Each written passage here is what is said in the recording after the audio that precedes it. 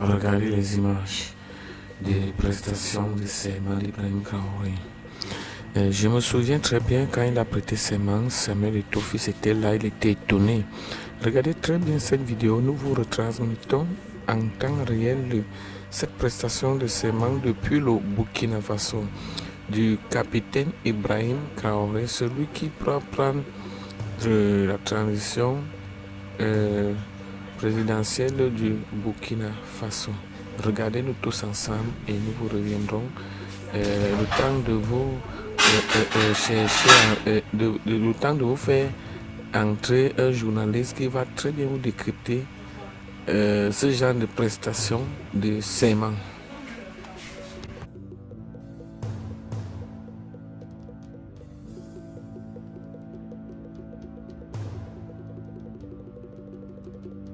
Je jure devant le peuple burkinabé et sur mon honneur de préserver, de respecter, de faire respecter et de défendre la Constitution, la charte de la transition et les lois, de tout mettre en œuvre pour garantir la justice à tous les habitants du Burkina Faso.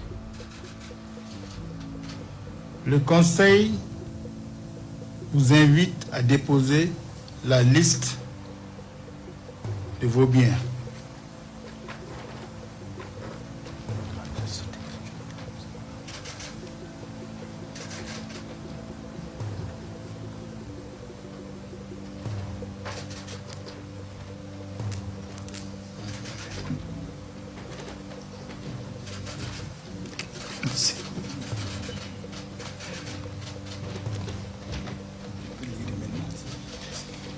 Le Conseil constitutionnel vous donne acte de votre serment, vous déclare installé dans vos fonctions de président de la transition, chef de l'État, et vous renvoie à l'exercice de vos fonctions.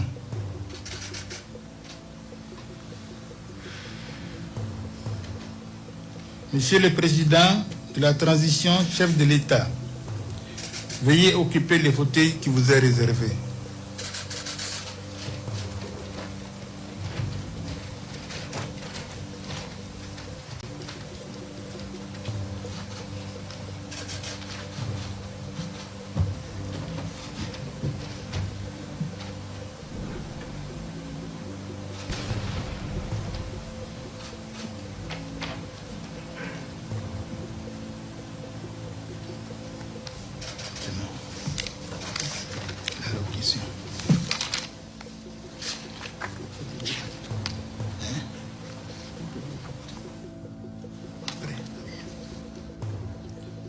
Monsieur le Président de la transition, chef de l'État, chef suprême des forces armées, avant de mettre fin à cette audience solennelle, je voudrais, au nom du Conseil constitutionnel, m'adresser à vous, à présent que vous conduisez la destinée de toute la nation.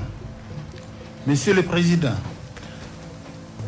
après 2014-2015, et la brève période de vie constitutionnelle normale, soit de 2016 à début 2022, le Burkina Faso se retrouve depuis le 24 janvier 2022 dans une transition politique avec l'avènement au sommet de l'État des membres des forces armées nationales regroupés dans le mouvement patriotique pour la sauvegarde et la restauration.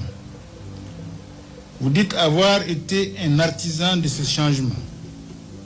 À ce titre, au titre des justificatifs de cette transition, il a été soutenu la dégradation continue de la situation sécuritaire et l'incapacité du pouvoir alors en place d'y remédier.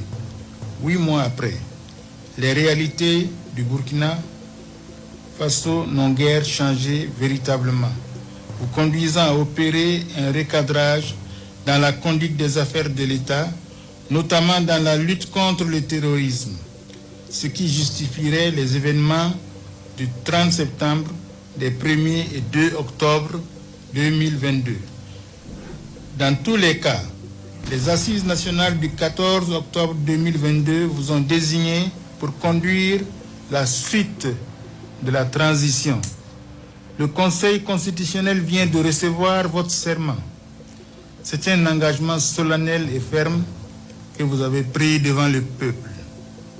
Monsieur le Président, c'est à vous qu'il appartient dès à présent d'œuvrer à sortir le Burkina Faso des situations à la base de cette instabilité au sommet de l'État depuis près d'une décennie. Pour ce faire, et ce conformément aux missions de transition définies dans la charte du 14 octobre 2022, il vous faudra très rapidement vous atteler à libérer le pays des hordes terroristes et à permettre à nos frères et sœurs déplacés de regagner leur localité d'origine. La conduite du processus électoral devant mener au retour à l'ordre constitutionnel est aussi un des grands chantiers de la période transitoire. Permettez-moi, avec un regard de civil, d'insister sur cette libération du pays, car une partie de notre pays est sous emprise terroriste. Je n'en dirai pas plus à vous, qui connaissez bien le terrain de la lutte contre le terrorisme. Dans tous les cas, c'est la situation sécuritaire qui a conduit à l'avènement du MPSR et encore un recadrage que vous venez d'opérer en son sein. Vous êtes venu pour redresser la barre. Sachez que vous avez quasiment une obligation de résultat. Car, pour paraphraser le président Thomas Sankara, un de vos dévanciers à la tête de l'État, celui qui n'a pas fait mieux que son prédécesseur n'a rien fait. Vous devez donc relever ce défi. Monsieur le Président, vous avez pris sur vos épaules de très lourdes charges.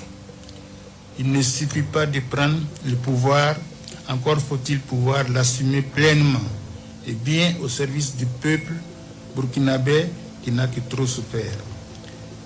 Faites en sorte que le peuple vous soit reconnaissant comme à un digne fils au terme de la transition. Par la force des choses, vous devenez pratiquement le dernier recours, l'ultime recours.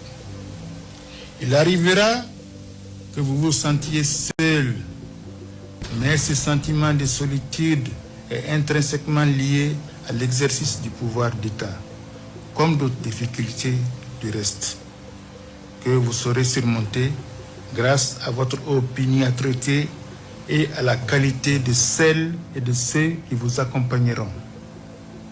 Monsieur le Président, le Burkina Faso est un État souverain. Son peuple est prêt au prix le plus fort à défendre cette souveraineté. Il vous appartiendra en tant que leader de savoir canaliser ses énergies et les mettre en ordre de bataille pour venir à bout de l'ennemi. En toutes circonstances, vous devez avoir à l'esprit les termes du serment que vous venez de prêter. Le Conseil constitutionnel vous encourage vivement dans l'accomplissement de la noble mission qui vous attend et vous souhaite plein succès pour le recouvrement de l'intégralité du territoire national, pour le retour définitif de la paix dans le pays, pour la cohésion nationale. Souhaitons de tout cœur que la prochaine prestation de serment d'un chef d'État soit celle du président du Faso élu, après une transition réussie à la grande satisfaction de tous les Burkinabés. En conclusion, avant de conclure, je voudrais vous renvoyer tous cette interpellation. Notre pays, la Haute-Volta de nos aïeux et le Burkina Faso d'aujourd'hui, a connu des vicissitudes dans son histoire sociale et politique que je renvoie à votre mémoire collective, dont les aspirations au droit, à la liberté, à la justice ont contribué à l'adoption de la Constitution du 2 juin 1991. Voilà près de 30 années que malgré les nouvelles vicissitudes, elle continue de régir tant bien que mal la vie citoyenne, politique, militaire et judiciaire. La question qui se pose est pourquoi, à ce jour, la satisfaction des intérêts de notre peuple reste non assouvie.